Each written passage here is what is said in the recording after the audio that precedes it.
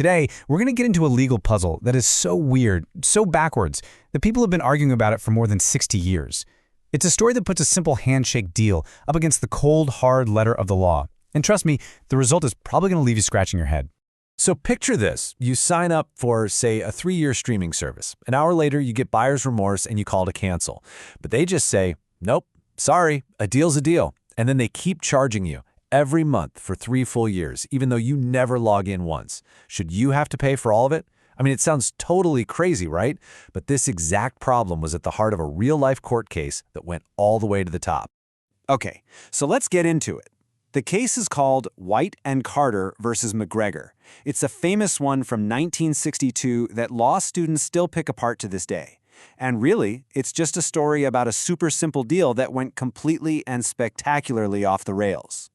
All right, so let's meet our players. On one side, you've got an advertising company, White and Carter. On the other, a local business, McGregor's Garage. The deal couldn't be simpler. White and Carter would slap some ads for the garage onto city litter bins. And the contract, it was for 3 years. Seems pretty straightforward, doesn't it? Well, not so fast. Here's where it gets wild. On the very same day the contract was signed, it was canceled. Get this. McGregor's sales manager signed the papers in the morning. But that very afternoon, before a single ad plate was made, before any real work had started, McGregor himself gets on the phone to White and Carter and says, hold on, this was a mistake. We don't want it. So this is the key moment, right? The contract is broken just a few hours after it was made. White and Carter hadn't even started making the ads yet. What are they supposed to do? Basically, White and Carter had two very, very different options. Option A is what you'd expect, right? The normal, sensible thing to do. You accept the cancellation, you stop all work to keep your costs down, and then maybe you sue McGregor for the profit you would have made. But then there was option B, the much gutsier, way more aggressive choice. Just pretend the cancellation call never happened. Go ahead, make the ads, display them for 3 years, and then send McGregor the bill for the full amount. So what did they do? You guessed it, they went with option B. White and Carter flat out refused to accept the cancellation. They went ahead and manufactured the ad plates, stuck them on the bins, and kept those ads up for 3 full years.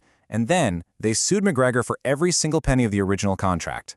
McGregor, as you can imagine, was furious. His argument was pure common sense.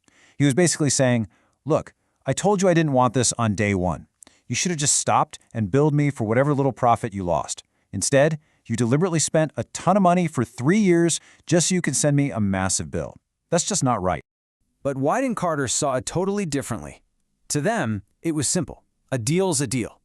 They had a signed, legally binding contract, and in their minds, McGregor couldn't just snap his fingers and make it disappear. They felt they had every right to do the work they promised to do and get paid the price they agreed on. Now, this wasn't just some small claims court squabble. This was a really fundamental question about how contracts work. And it climbed all the way up the legal ladder to the House of Lords, which at the time was the absolute highest court in the United Kingdom. So what do you think? Who won?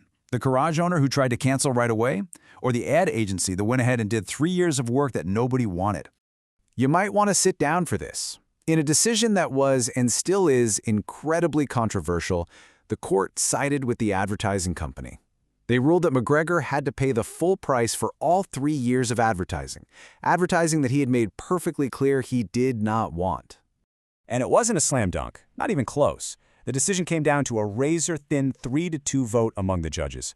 That's right, 2 of the most senior legal minds in the entire country strongly disagreed, basically saying that this outcome made zero business sense. So how on earth did this happen? Well, the court's decision hinged on a really powerful idea in law called the principle of affirmation. What it means is that when someone breaks a contract, the innocent party gets to be in the driver's seat. They have a choice. They can accept the breach or they can affirm the contract, which basically means they can just ignore the cancellation, carry on like nothing happened, and then demand to be paid in full. But hold on. It's not quite that simple. Even the judges who voted in favor of this felt that giving someone that much power was a little dangerous. So they added a huge but, a really crucial twist that puts a limit on this whole thing. And that twist is something called the legitimate interest test. You can think of it like a common sense safety valve. It says you can't just force a contract through if you don't have a good reason for doing the work. If your only reason for performing is to run up the bill and punish the other person, The court can step in and say, no, that's completely unreasonable. So when does this no legitimate interesting kick in? Well, there are two big situations. The first one is obvious. You can't do the work if you need the other person's help. You know, a builder can't build an extension if the homeowner won't let them on the property. And second, as we just saw, you can't perform if you have no real interest in doing it. In this specific case, the court decided that White and Carter just barely had a legitimate interest. But man, was it a close call. And that is why this case from over 60 years ago is still so important. It perfectly highlights this constant battle in the law, the absolute black and white power of a signed piece of paper versus our simple human instinct for what feels fair and reasonable. Which leaves us with one last question to chew on. Is this power, the power to force a contract on someone who wants out, a fundamental right? Or is it a huge risk, a gamble that a court might later decide was totally unreasonable? Even after all this time, the answer isn't always so clear.